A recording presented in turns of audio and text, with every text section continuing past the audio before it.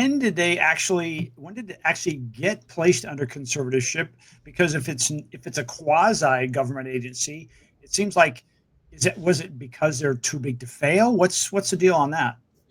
Well, exactly right. And the conservatorship with Fannie Mae and Freddie Mac, and boy, that's a hard word to say. I get tongue-tied all the time when I try to say that, conservatorship. But what happened is, and this is going to make sense to a lot of people once I explain it, that status happened in 2008, at the mortgage and real estate crash, the Great Depression, as we call it. Fannie Mae and Freddie Mac were in trouble. They were in serious trouble. And in terms of just remaining solvent. And that would have created a disaster in the entire U.S. housing market industry that the federal government simply could not allow to happen. And so in 2008, as a result of the Great Depression, the feds stepped in and placed both agencies under the conservatorship of the Federal Housing Finance Agency, or FHFA. And the way that was set up is that the government actually got some sort of preferred stock, senior stock, as part of the deal.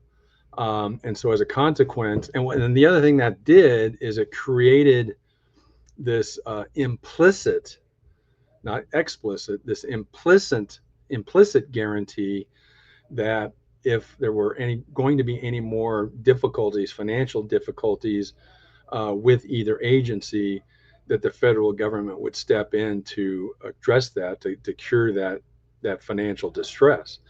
And so essentially this arrangement that we've had ever since was as a result of the federal government stepping in to save both agencies. And that's, again, how it's been ever since. And that is the issue that's now being talked about, as to whether or not that conservatorship of these two agencies by the feds, by the FHFA, if that should continue or not. Curious, as you talk about that period of time in 2008, and then the government stepping in and really they were too big to fail. Couldn't, like you said, it would have been a disaster that I don't think any of us wanted to experience. Does that mean that the government has a little bit of control when it comes to kind of tilting the scales of what they do and what they buy? Well, to some degree. I mean, they still fully buy conventional, non-insured guaranteed loans, conventional loans from lenders. They still do that. That's their core mission. The FHFA closely monitors and regulates those two agencies. And that actually has been helpful because, again, it creates at least this impression of implicit guarantee by the Fed. So in other words, 2008 was an example of how, yes, too big to fail, the government stepped in and essentially bailed out the two agencies.